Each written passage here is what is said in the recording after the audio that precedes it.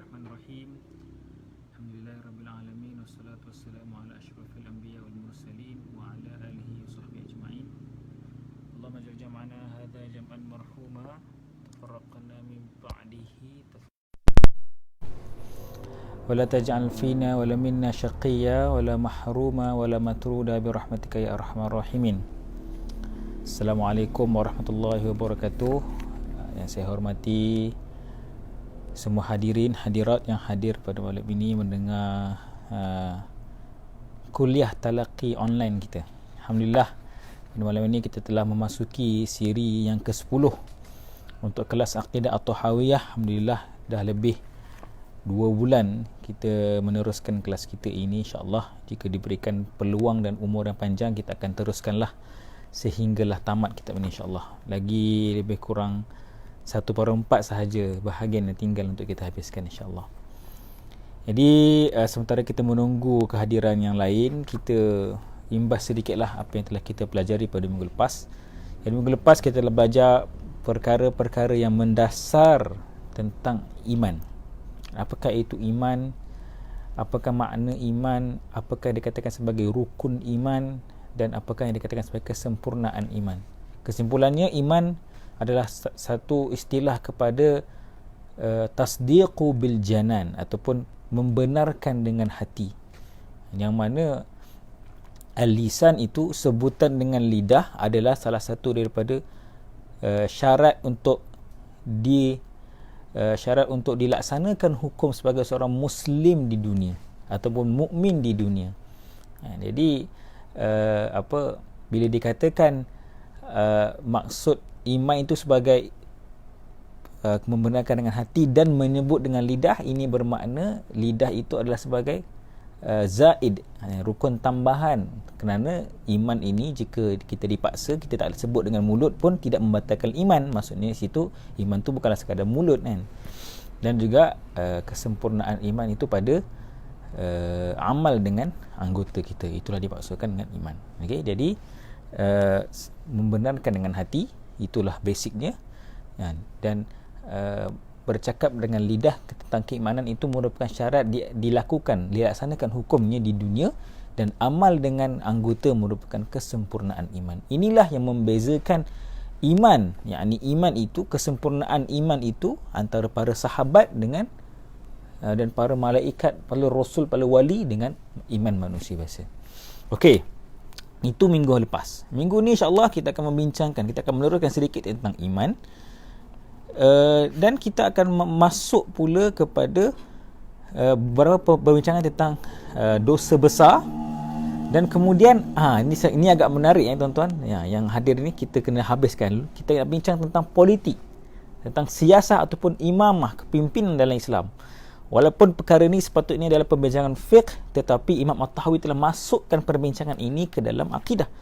Jadi kita akan bincangkan. Jadi dah musim-musim nak pilihan raya dan sebagainya, mungkin menarik untuk kita fahami bagaimanakah formula, apakah kayu ukur, apakah neraca timbangan yang diambil oleh ulama dalam membincangkan tentang politik dan akidah. Kita bukan di sini membincangkan tentang kepartian, tetapi kita memahami di manakah peranan akidah dalam membentuk cara fikir kita tentang politik. Dia bukannya apa yang kita pilih, tetapi bagaimana kita pilih. Okey, jadi ini nantikan di hujung nanti insya-Allah. Okey, baik. Bismillahirrahmanirrahim. Qala Imam At-Tahawi rahimahullah wa nafa'ana bi'ulumi fid dharain amin. Wal mu'minuna kulluhum awliya'ur rahman wa akramuhum 'indallahi atwa'uhum wa atba'uhum lil Qur'an. Semua orang yang beriman adalah kekasih Allah dan Maha Pengasih. Ini semua orang tahulah. Allah kata, Allahu waliyul ladzina amanu. Allah itu penjaga ataupun yang menolong orang-orang mukmin. Orang yang paling mulia di kalangan mereka, yakni mukminin, adalah orang yang paling patuh dan taat terhadap perintah-perintah Al-Quran. Okey. Jadi ini adalah satu indikator ataupun satu petunjuk kepada kita bahawa keimanan dan keislaman itu bukanlah bergantung kepada siapa kita, yakni siapa tu maksudnya kita punya bangsa kita ke, kita belajar mana ke, ustaz ke tak ustaz ke, itu bukan bermakna dia lebih beriman daripada kita, tidak semestinya. Mungkin saya yang cerita tentang akidah ni, tuan-tuan mungkin yang dengar mungkin lebih beriman daripada saya yang menceritakan tentang akidah ni. Jadi iman tidak sama dengan ilmu. Walaupun mungkin nak menambahkan iman kena ada ilmu, ya betul. Tetapi iman itu adalah perkara berbeza dengan ilmu. Jadi sebab itu kita katakan bahawa tidak semestinya orang itu kalau dia Arab ke, kalau dia bukan Arab ke, tidak semestinya dia Arab tu dia lebih bertakwa, lebih beriman.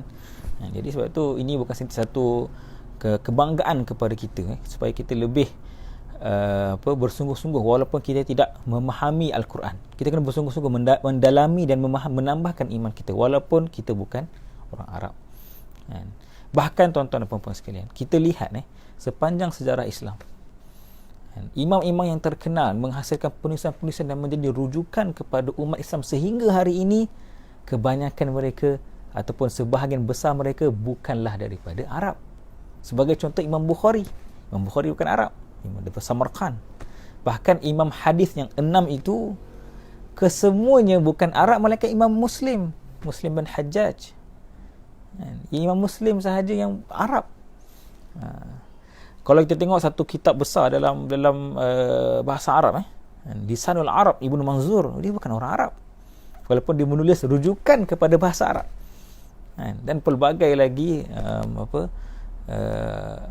jenis-jenis jinsiah ataupun kewarganegaraan yang tidak menjadikan orang itu orang kata dia lemah Islam dia. Bahkan orang-orang ajam ini, orang-orang yang bukan Arab ini, mereka lah yang mempertahankan panji-panji Islam.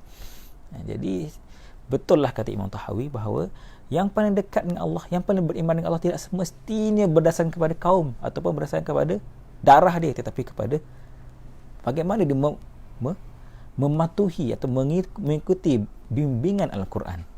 Okey, teruskan. Kita habiskan tentang iman. Wal imanu huwal imanu billahi wa malaikatihi wa kutubihi wa rusulihi wal yawmil akhiri wal qadari khairihi wa syarrihi wa hulwihi wa murrihi minallahi ta'ala. Ini diulang balik apakah itu rukun iman. Kita dah bincang sebelum ni sedikit, kita ulang balik. Iman ialah beriman kepada Allah. Yakni rukun iman adalah beriman kepada Allah, para malaikat, kitab-kitab samawi, para rasul. Okey tuan-tuan, ini semua diikut urutan ikut urutan. Allah dulu. Kemudian Allah ada Allah punya hulu balang lah, kita panggil sebagai malaikat.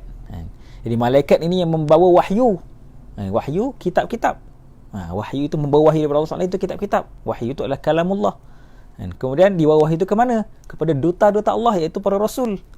Nampak dia punya turutan itu.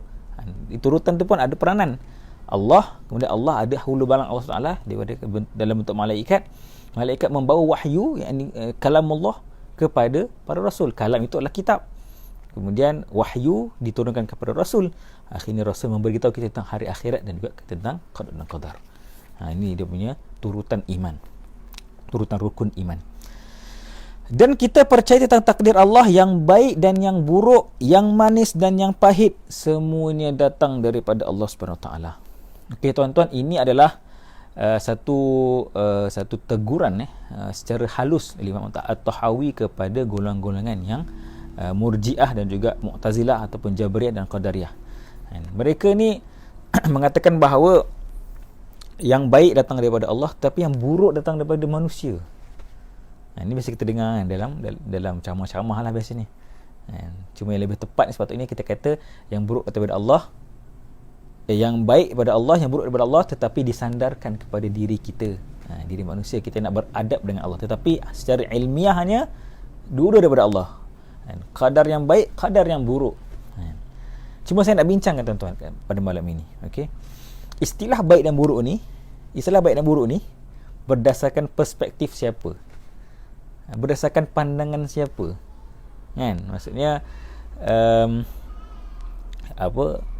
bila kita kata ini buruk ni, tak bagus, tak baik. Jadi kita menilai keburukan dan kebaikan ataupun khair dengan syar berdasarkan apa yang kita pandang, apa yang dalam kepala kita, apa yang kita simpulkan dengan pengalaman kita. Akhirnya kita menyimpulkan benda itu baik atau buruk. Sedangkan tidak semestinya sebegitu. Saya berpendapat bahawa qadar adalah takdir Allah ada takdir semata-mata. Tidak kita sifatkan sama ada baik ataupun buruk. Sebab itu baik dan buruk itu sifat pada pengamatan kita, pada perspektif kita, pada pandangan kita. Jadi bila kita kata takdir, maka tidak perlu kita sifatkan baik ataupun buruk. Betul, mungkin banjir di Sumatera, banjir di pantai timur dan sebagainya. Adakah Allah tidak menyayangi manusia? Jadi semua itu ada perspektif yang kita perlu perhalusi. Ada perspektif yang kita perlu melihat takdir itu. Yang mana akhirnya Allah kata zaharal fasadu fil barri wal bahri bima kasabat aydin nas. Dan fasad itu Allah sandarkan kepada kita. Kepada manusia, bukan kepada Allah. Kita rupa-rupanya banjir itu bukan sebab takdir Allah yang buruk, tetapi ketamakan manusia akhirnya menyebabkan berlakunya banjir. Tebang balak tanpa lesen dan sebagainya. Menarah bukit dan sebagainya. Jadi ini bentuk-bentuk bahawa Allah menandarkan semula keburukan itu kepada kita. Jadi pendapat saya kita boleh mengatakan bahawa mutlaqul iradah Allah ataupun takdir Allah, takdir semata-mata. Baik buruk pada pandangan kita. Okey. Sebagai contoh satu hadis menarik yang kita nak kongsikan. Ada seorang sahabiah yang perempuan dia adalah sahabiah ni, dia ada sakit lebih kurang macam histeria lah, ataupun gangguan jin dan syaitan ni maksudnya dia akan sampai tahap tu dia macam dirasuk lah, bahasa mudah dia. Kemudian jadi bila dia macam dalam keadaan itu, sawan ataupun histeria tu, dia akan terselak aurat dia. Okey. Jadi akhirnya dia berjumpa Nabi SAW. Jadi kalau kita perspektif kita, sakit ni benda buruk lah benda buruk, benda tak baik, kita nak hilangkan benda tak baik ni. Kita berjumpa Nabi SAW. Dia mintakan Nabi sembuhkan dia. Ni Nabi beritahu, kalau aku sembuhkan di dunia, kamu tidak akan dapat ganjaran di syurga yang sepatutnya kamu dapat jika kamu sakit di dunia ni. Jadi akhirnya para sahabat itu memilih untuk mendapat ganjaran yang tinggi di syurga. Jadi maka ketika itu dia pilih untuk terus sakit lah. Cuma dia minta Nabi doakan supaya jika dia sawan ataupun jika dia histeria itu, dia tidak terdedah aurat dia kepada orang lain. Jadi tuan-tuan dan puan-puan sekalian, ini satu bentuk kesyumulan ataupun menyeluruhnya takdir. Hujungnya itu baik juga pada pandangan kita. Jadi skrip yang panjang itu happy ending juga pada hujungnya. Jadi sebab tu tuan-tuan dan puan-puan sekalian, kefahaman kita tentang takdir ini penting supaya kita tidak terjatuh ke dalam gelinciran Mu'tazilah ataupun Murji'ah. Okey, wa nahnu mu'minuna bidzalika kullihi. Kita beriman dengan perkara tersebut seluruhnya. Maksudnya tidak kata-kata baik ni daripada kita, buruk daripada orang lain. Baik daripada Allah, buruk daripada orang lain. Seolah-olah kita menasabkan perbuatan itu dicipta oleh Tuhan lain pula. Ini perkara yang dibuat oleh Majusi. La nufariqu baina ahadin min rusulih. Dan kami juga tidak membezakan antara seseorang rasul. Okay, kita mengambil semua rasul seadanya. Ada agama yang terima sebagai rasul, tolak rasul yang lain. Ini bermasalah lah. Sebagai contoh, Yahudi dan Kristian lah, mereka tolak Rasulullah SAW. Wa nusaddiquhum kulluhum ala ma ja'u bihi. Kami mempercayai semua ajaran yang mereka bawa. Okey, rukun iman semua asalnya jelas sahaja. Okey, masuklah seterusnya. Wa ahlul kabairi, tentang dosa-dosa besar, pelaku dosa besar. Min ummati Muhammadin sallallahu alaihi wasallam fin nari la yukhalladun idza matu wa hum muwahhidun wa illam yakunu taibin ba'da an laqullaha 'arifina mu'minin wa hum fi masyiatihi wa hukmihi in syaa'a ghafara lahum wa 'afa 'anhum bi fadlihi. Orang yang mengerjakan dosa besar di kalangan umat Muhammad akan dimasukkan ke dalam neraka, tetapi mereka tidak kekal di dalamnya selama mereka mati dalam keadaan mentauhidkan Allah, sekalipun mereka tidak bertaubat dan semasa mereka berjumpa Allah dalam keadaan mereka beriman. Okey, tuan-tuan dan puan-puan sekalian. Okey. Ini mungkin satu kejutan lah kepada kita. Orang yang melakukan dosa besar tidak akan kekal di neraka, walaupun mereka akan masuk neraka dahulu sebelum masuk ke syurga. Mereka tidak akan kekal di dalam neraka. Jadi ini adalah apa yang telah Allah gambarkan kesudahan mereka dalam Quran. Akhirnya orang-orang yang melakukan dosa besar, jika mereka betul-betul beriman di sudut hati mereka, walaupun mungkin appearance ataupun rupa luaran mereka ni macam kafir lah, macam kafir lah, Tak ada beza hidup dia dengan hidup orang kafir. Maksudnya kedai makan pun dia makan tempat orang kafir makan. Maksudnya makan makanan benda yang haram lah. Judi pun sama judi macam orang kafir. Solat pun kita tengok jarang-jarang ada. Tetapi satu benda dia buat. Dia beriman Allah tu ada, Allah tu satu. Dia beriman dengan Rasul. Dia sekian-sekian, dia beriman, dia cukup imannya. Macam mana tuan-tuan? Kita ni kalau ikutkan, kau ni masuk neraka lah. Kau ni masuk neraka lah. Tetapi tidak seperti itu. Dan juga sebaliknya. Sebaliknya, iaitu kalaulah ada orang yang baik, orang kafir yang baik, dia ni memang macam, ya Allah, tolong orang, bagi sedekah, macam Ustaz Abid Liu lah. Ustaz Abid Liu ni Islam lah, okey. Tapi kalau contohnya ada peran yang macam tu, ada personality yang macam tu ataupun watak macam tu, tapi bukan orang Islam. Macam mana tuan-tuan? Dia tolong orang Islam lebih pada orang Islam tolong orang Islam sendiri. Contohlah kalau ada. Memang ada pun. Banyak juga kan. Orang yang tolong orang Islam, dia bukan Islam, tapi dia tolong orang Islam lebih banyak daripada orang Islam tolong orang Islam sendiri. Takkanlah dia masuk neraka kot, Ustaz. Takkanlah dia ni tempatnya di neraka. Tetapi itulah, kita tidak boleh berdiri atas emotional emotional punya pandangan emosi, tak boleh. Kita menilai berdasarkan apa yang Allah gambarkan di Quran. Betul, kita tak boleh menghukum mereka, kau ni masuk syurga confirm, walaupun kau ni buat benda-benda yang teruk, ataupun kau ni masuk neraka confirm, kau buat benda baik macam mana pun, kalau kau tak beriman kau masuk neraka. Betul, kita tak boleh jadi judge, tak boleh bersikap menghukum, tetapi kita menilai berdasarkan apa yang Allah beritahu dalam Quran dan hadis. Kita menilai, kita tahu tanda-tandanya. Dan tanda-tanda yang penting adalah beriman dengan Allah. Itulah harga tauhid, harga iman, mengiktiraf adanya Allah, mengiktiraf Rasul, itulah harganya. Jadi kalaulah kita kata amal baik pun cukup, apa harga iman macam tu? Tak perlu iman lah.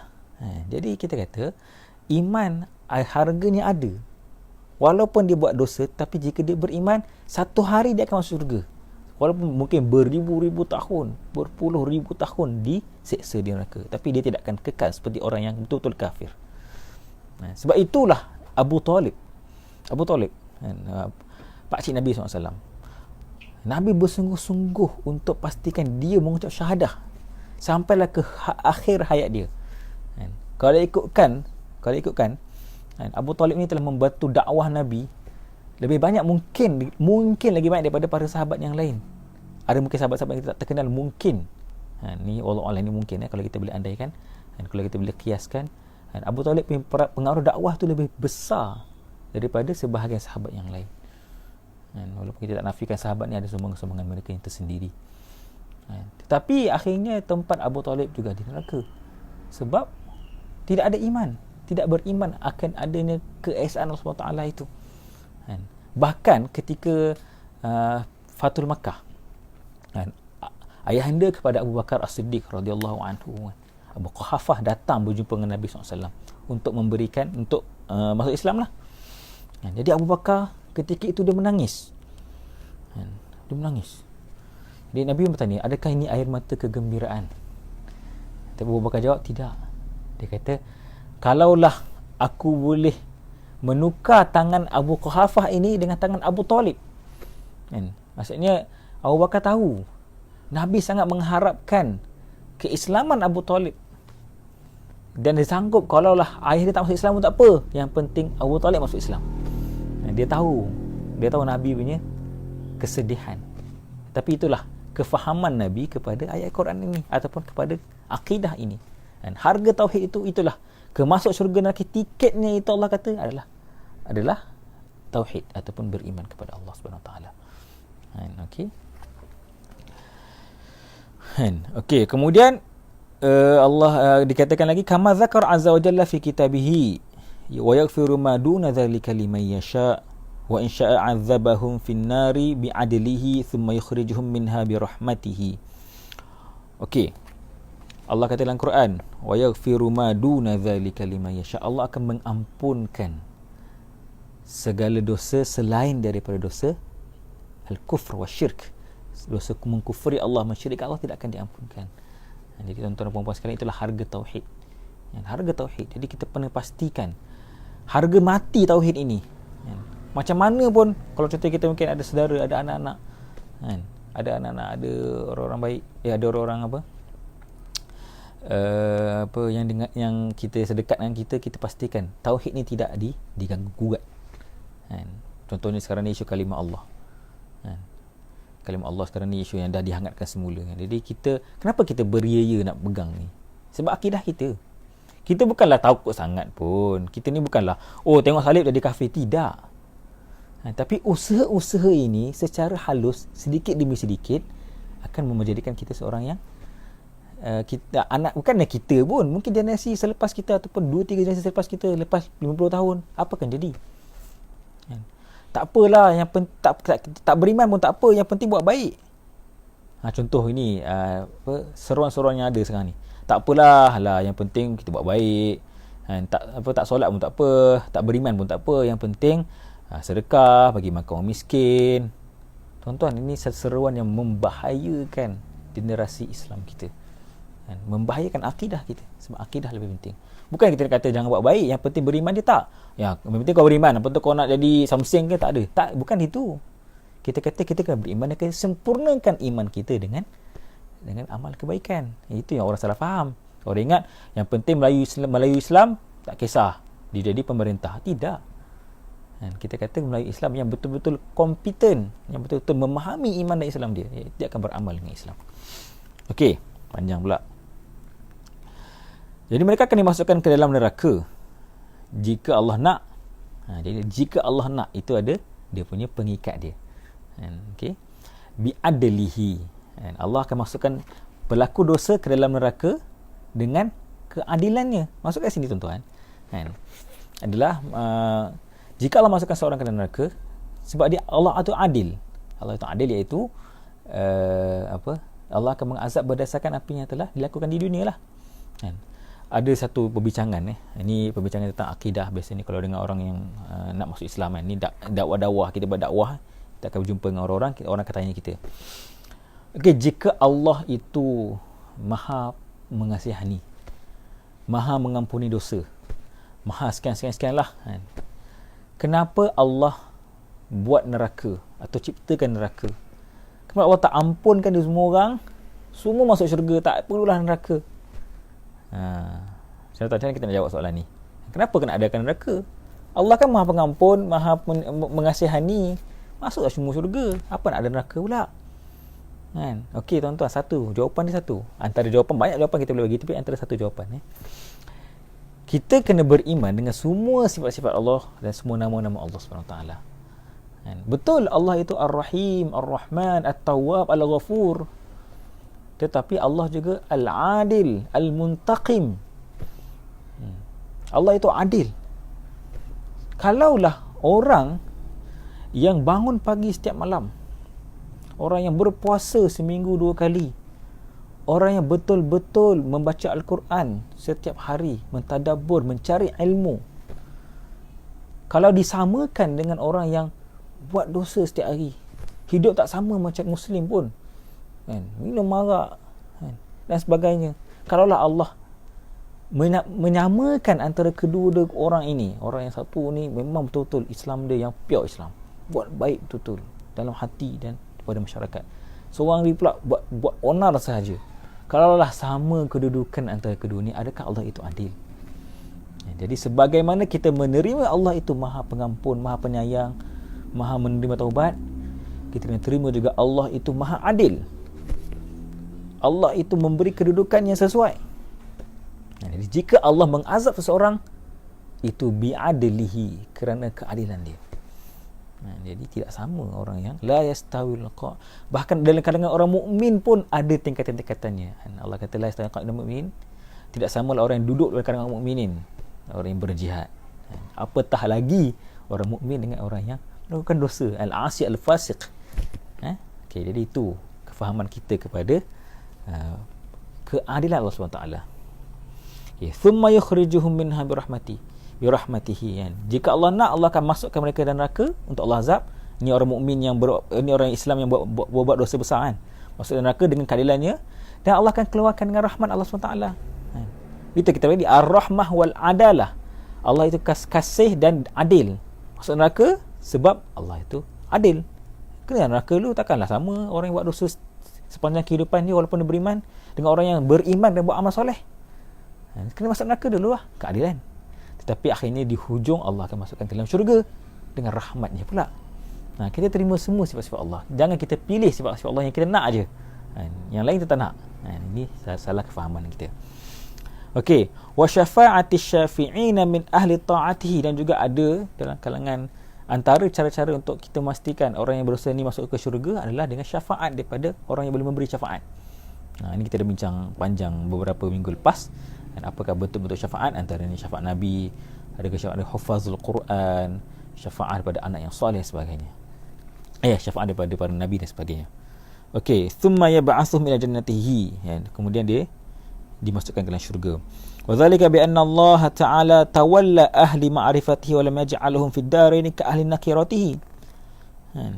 Jadi sekiranya Allah yang demikian itu adalah kerana Allah SWT menolong orang yang beriman kepadanya dan tidak menjadikan mereka seperti orang-orang yang kufur kepadanya serta gagal mendapat hidayah dan pertolongannya. Inilah harga tauhid, tuan-tuan. Walaupun mereka di dunia melakukan banyak dosa dan sebagainya, tetapi jika mereka beriman, mereka adalah yang mengiktiraf kepada Allah Ta'ala, maka Allah menjadikan mereka sebagai ahli syurga. Inilah nak katakan bezanya antara orang yang beriman dengan orang yang tidak beriman. Walaupun mungkin imannya bermasalah, tetapi jika dia beriman betul-betul, maka dia akan kembali ke syurga selepas melalui fasa azab yang panjang. Itulah nak kata beza. Jadi sebab itu kita lihat kepentingan kita memastikan kefahaman akidah dan iman yang betul, supaya kita tidak terjatuh ke dalam lembah kekufuran. Allahumma ya waliyal islami wa ahlihi thabbitna al islami hatta nalqaka bihi amin. Wahai Allah, Tuhan yang memelihara Islam dan penganutnya, tetapkanlah kami di atas agama Islam sehingga kami dapat bertemu denganmu. Amin ya rabbal alamin. Masuk ke perbincangan yang panas ni, iaitu perbincangan tentang imamah ataupun kepimpinan. InsyaAllah stay tune. Boleh share dekat sahabat-sahabat ataupun di Facebook masing-masing untuk kita bincangkan tajuk yang penting ni. Wa naras salata khalfa kulli barrin wa fajirin min ahli al-qiblati wa ala man mata minhum wa la nunazzilu ahadan minhum jannatan wa la nara. Kami berpendapat, Ahlussunnah wal Jamaah mereka yang kami ni, iaitu Ahlussunnah wal Jamaah, berpendapat tidak mengapa jika solat mengikut imam yang baik al-barri ataupun imam yang jahat al-fajir di kalangan ahlul qiblah, dan wajib juga menyembahyangkan mereka yang mati di kalangan mereka yang mati. Tuan-tuan, ini perbincangan yang panjang, iaitu apakah hukum jika kita solat di belakang orang yang melakukan dosa. Orang yang baik tak ada masalah lah. Kita tahulah orang yang soleh, orang yang bertakwa, orang yang beriman, tak ada masalah lah. Kita terus solat belakang dia, no big deal lah. Tetapi orang yang melakukan dosa, dia ni memang terang-terang lah rasuah ke apa, wallahu alam, tapi dia memang terang-terang melakukan dosa, solat belakang dia, apa hukum? Jadi di sini Imam Tahawi kata hukumnya tidak mengapa, boleh. Bukan kita kata senanglah macam tu. Tidak. Kita faham bahawa concern kita punya perhatian kita pada takkanlah solat belakang dia, habislah kita. Kita kata solat itu sah. Neracanya sah. Afdaliyah ataupun keutamaan, ya betul. Kita sepatutnya mencari imam yang betul-betul layak memimpin kita. Zaman dulu, tuan-tuan dan puan-puan sekalian, imam ni, jika dia pemimpin, dia lah imam solat maksudnya. Jika dia Perdana Menteri, dia akan jadi imam di semua tempat. Sekarang ni lain sikit lah. Tetapi zaman dulu, jika dia komander perang, jika dia pemimpin, dia lah imam. Automatik dia lah imam sekali, imam solat yang ni. Jadi kalau dia ni pemimpin yang korup, macam mana dia imam kita? tak boleh solat lah, kita buat solat imam baru lah. Tidak. Solat belakang dia boleh, tetapi sepatutnya keutamaannya memilih imam yang betul-betul layak. Tapi dah jadi macam tu, berlaku keadaan imam tu yang dipilih, jadi dia jadi imam solat kita sekali. Imam maksudnya kepimpinan di dalam lapangan politik dia pemimpin, tapi dalam masa yang sama dalam lapangan di solat pun di imam kita. Boleh kita solat? Boleh. Tak perlu kita mufaraqah dan sebagainya. Jadi ini hanya menceritakan tentang sah ataupun tidak sah, tapi keutamaan tu lain cerita. Jadi ini cerita pasal sah tak sah solat. Okey. Wala nashhadu alaihim bi kufrin wala bi syirkin wala bi nifaqin ma lam yadhhar minhum syai'un min dhalik wa nadharu sarairahum ila Allah Taala. Okey, kami tidak menentukan sesiapa pun di kalangan mereka, yakni ahlul qiblah, masuk syurga ataupun neraka. Ini macam kita biasa bincang lah, kita bukan hakim, kita bukan judge. Okey, kau neraka kau syurga, tidak. Kita hanya memberikan ciri-ciri sahaja. Kami juga tidak menghukum mereka dengan kufur, syirik dan nifak selama tidak nyata perbuatan yang membawa kepada hukum tersebut.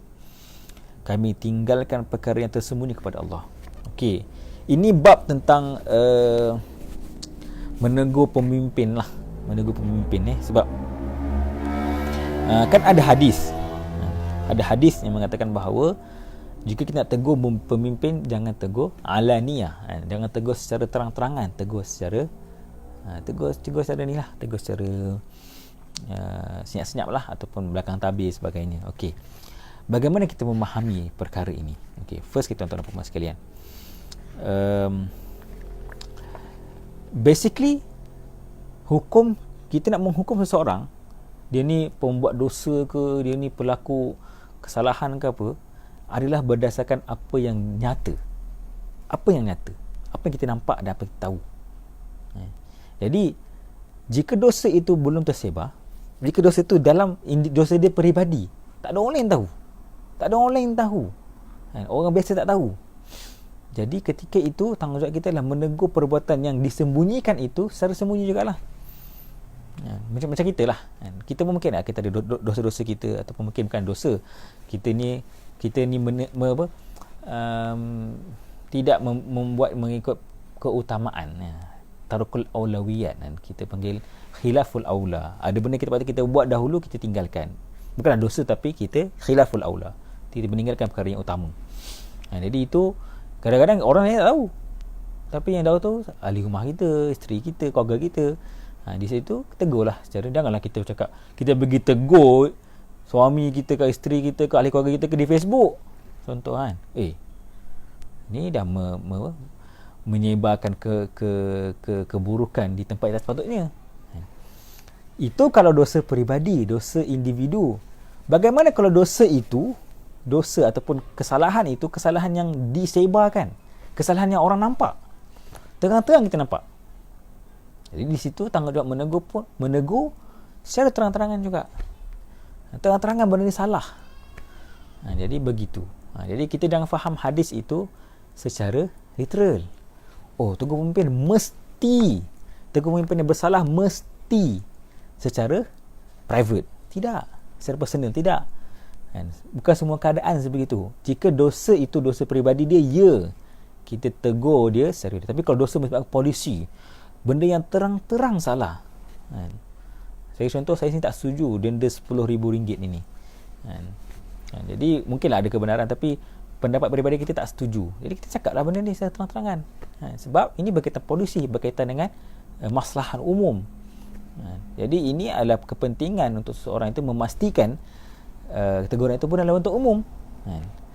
Kalaulah benda itu dosa peribadi, individu yang tidak melibatkan pemerintahan itu, tidak memberikan kesan kepada pemerintahan, maka tegurlah peribadi. Jadi cacah marwah pemerintahan pada hari ini adalah bila kita melihat cacah marwah kita dalam memahami benda ini, bila kita melihat kita campur adukkan dosa peribadi dengan dosa yang tidak peribadi. Jadi itu melibatkan kita pun terumbang ambing, mana yang betul. Ini sebab kebanjiran maklumat dan fakta menyebabkan kita terpaksa menerima atau melihat perkara sebegini. Okey, jadi itu secara ringkas lah. Bincang panjang ni jadi bab lain pula. Okey, teruskan lagi. Wala nar saifa ala ahadin min ummati Muhammadin sallallahu alaihi wasallam illa man wajaba alaihi saif. Kami berpendapat tidak boleh membunuh seseorang dari umat Muhammad sallallahu alaihi wasallam kecuali mereka yang melakukan kesalahan yang wajib ke atasnya hukuman bunuh. Okey, jadi ini darah ini berkaitan dengan hukum membunuh seorang muslim yang lain lah. Dan kita tidak boleh membunuh seorang muslim yang lain. Tidak boleh membunuh secara mutlak.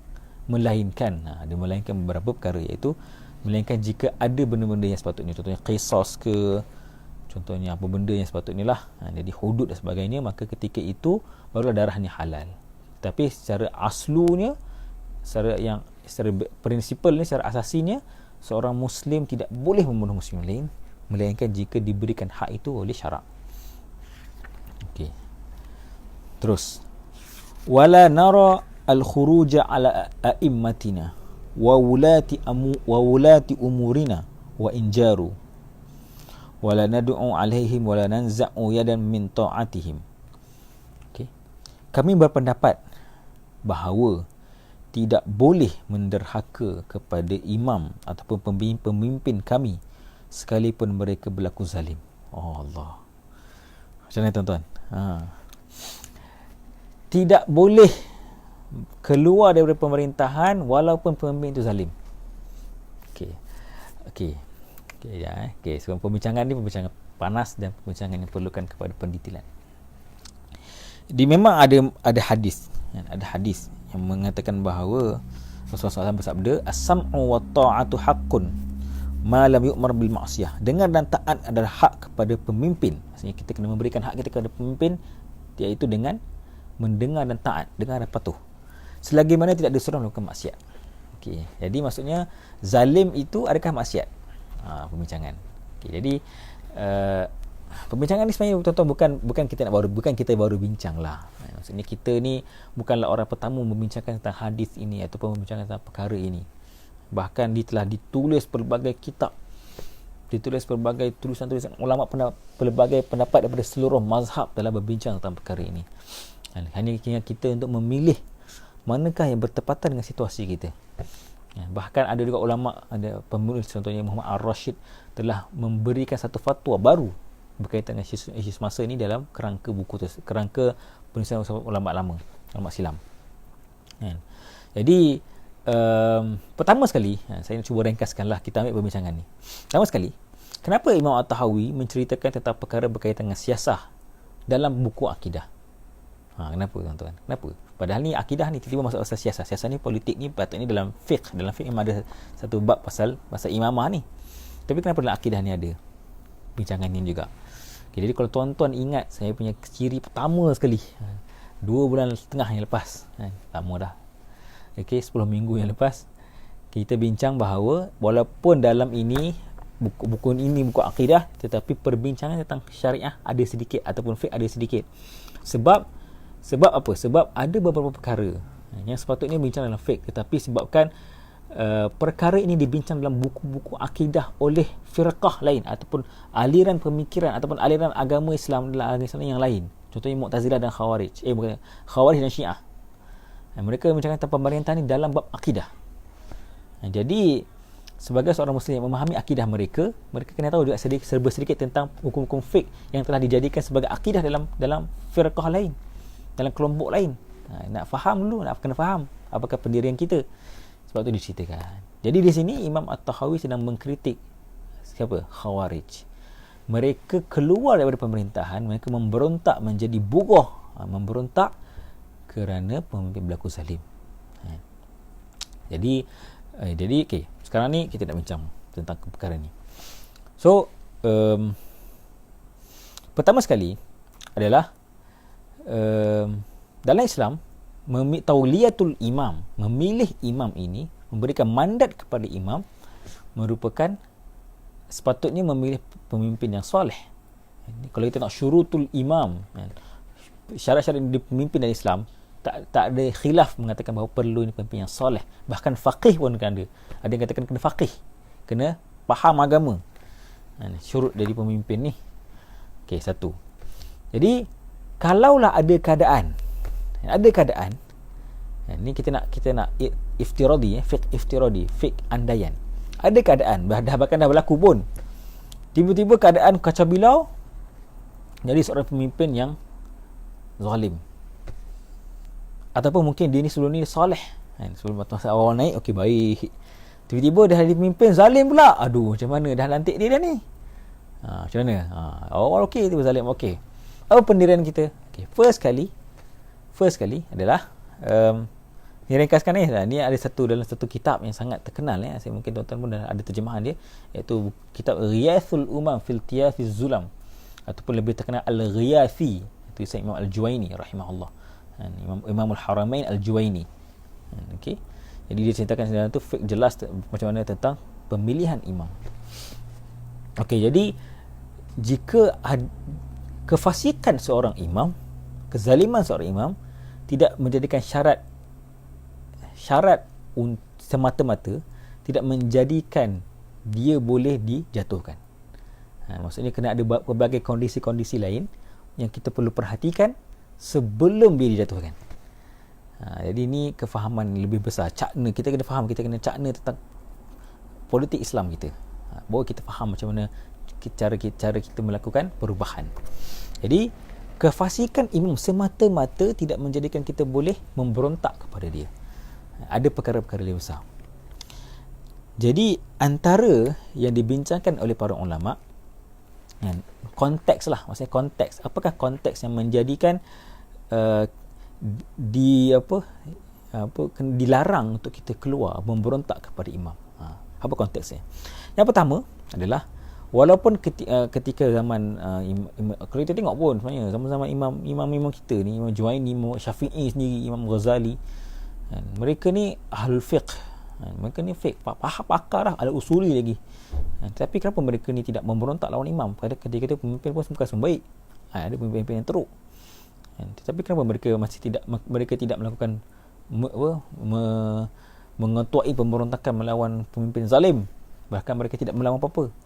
Lepas tu ada pendapat berkata ketika itu dah daulah Islamiah, walaupun mereka khilafah yang tidak mengikut manhaj khilafah Rashidin, tapi mereka memayungi kepada semua daulah Islam. Maka ketika itu kepimpinan Islam. Jadi tidak ada sebab untuk keluar daripada pemimpin Islam. Itu pertama. Dan yang kedua, yang paling penting kedua ni adalah mudarat ataupun manfaat jika menjatuhkan itu, yang membawa kepada perpecahan dan peperangan, mudarat itu lebih besar berbanding dengan mudarat mengekalkan kezaliman seseorang pemimpin itu, mengekalkan kepimpinan yang zalim itu. Jadi di sini datang pertimbangan maslahah dan mafsadah. Kalau ada masalah betul ke maslahah itu, adakah masalah itu tawaqqu, adakah akan betul-betul berlaku, adakah atau masalahnya hanya masalah yang kita bayangkan tanpa ada betul-betul percentage dia akan berlaku itu tinggi. Jadi di sini datang fake maslahah. Kita nak melihat apakah implikasi. Jadi sebab itu, jadi kefahaman kita kepada hadis-hadis yang mengatakan bahawa kena bersabar dengan kepimpinan zalim ini adalah, konteks dia adalah jika tidak memberikan kesan kepada agama kita, dia tidak mengubah qawaiduddin, tidak mengubah paksi-paksi agama ini, maka ketika itu tidak boleh kita lawan. Jika dia mungkin zalim pada secara individu, maka kita kena pastikan kita jangan mengambil pilihan yang lebih buruk yang tak tahu hujung pangkal dia. Itu satu. Itu kedua, maksudnya kefahaman kita kepada hadis ni adalah kefahaman tentang lebih maslahah dan mafsadah. Jadi kita kena nilai. Yang ketiga pula, tuan-tuan dan puan-puan sekalian,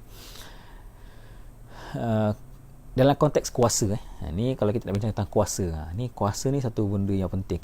Saya dan kawan-kawan di ada satu pusat kajian, nama dia Pusat Kajian Iris Institute, dan juga pusat kajian pemikir yang saya kerja di situ. Kami bincang tentang kuasa. Kuasa ni maksudnya, apakah maksud kuasa? Siapakah yang ada kuasa? Adakah contohnya dalam situasi politik sekarang, Perdana Menteri, Presiden ke, contoh, adakah mereka ni ada kuasa? Adakah mereka betul-betul ada power tu? Jadi struktur kuasa ni, tuan-tuan, bukan sekadar pada individu. Maksudnya dia boleh dia Perdana Menteri, dia Presiden, tapi dia tidak ada kuasa, atau kuasa dia terhad. Jadi ada the meta structure of power. Maksudnya kita ada satu struktur power yang beyond, merentasi kepada jawatan presiden dan Perdana Menteri. Jadi kalaulah ada pemimpin zalim, kan, maksudnya kalau dia secara batang tubuh dia zalim, tapi tepi-tepi dia ataupun struktur power itu masih lagi di dalam dalam struktur yang boleh dikawal, masih lagi Islamik, masih lagi berada dalam landasan yang betul, maka jika dia zalim pun tidak memberi kesan kepada yang besar kepada ni struktur kuasa ni. Itu yang penting. Itu kefahaman kita. Maksudnya senario pemerintahan ni dia berbeza. Bukan kita nilai pada individu. Contoh Joe Biden yang baru jadi Perdana Menteri Presiden Amerika Syarikat. Kita bukan lihat dia siapa. Kita bukan lihat batang tubuh tu apa pandangan dia. Betul lah kita kena nilai walaupun dia ni presiden dan akan beri kesan kepada pembentukan polisi-polisi yang akan datang. Tetapi kuasa itu juga ada pada advisor dia, siapa syarikat-syarikat ataupun pelobi-pelobi yang berada di sekeliling dia, yang memegang cara dia buat keputusan dan sebagainya. Jadi ini cara kita faham power game, kan? Macam mana kuasa-kuasa ni bertindak dan bergerak. Jadi ketika itu, jika kita jatuhkan pun, mungkin kuasa-kuasa ni akan bergolak dan sebagainya. Jadi ketika itu mungkin kestabilan ataupun keamanan lebih diutamakan daripada menjatuhkan satu batang tubuh itu. Jadi ini perbincangan yang panjang lah, di tajuk lain nanti. Akidah masuk politik pula kan. So itu okey, secara ringkas 3 perkara tadi. Okey, wa nara ta'atuhum min ta'atillah azza wajal faridatun. Mentaati mereka, bersabar dengan ketaatan mereka, ketaatan pemimpin zalim ni merupakan ketaatan kepada Allah Taala. Dan faridatun. Jika malam ya'muru bi ma'siyah, jika mereka tidak menyuruh melakukan perkara maksiat, wa nad'u lahum bisalahi wal mu'afah, dan kita mendoakan kebaikan dan keampunan kepada mereka. Jadi di sini ada syarat. Syarat dia adalah jika tidak melakukan dosa, jika tidak menuduh kepada maksiat, maka ketika itu taat masih berlaku. Tapi jika dia menyuruh kita tidak solat, buka aurat dan sebagainya, di sini perbincangan dia berbeza. Perbincangan dia berbeza dan memerlukan lebih masa yang agak panjang lah untuk kita bincangkan. Okey, jadi itu untuk hari ini insya-Allah. Alhamdulillah kita dah bincang serba sedikit tentang iman, dan kita masuk bincang tentang apakah kesudahan pelaku dosa besar, dan yang terakhir kita bincang tentang politik sedikitlah. Sebuah kefahaman tentang politik Islam. Jadi kita memahami supaya kita lebih celik dalam kita memahami akidah kita dan bagaimana dinamiknya dengan politik yang ada. Allah Ta'ala alam. Apa yang baik atas soalan, apa yang buruk datang daripada Allah juga cuma disandarkan kepada diri saya. Jika tidak ada apa-apa soalan, saya akan akhiri saja pada malam ini. Allah Ta'ala alam. Assalamualaikum warahmatullahi wabarakatuh.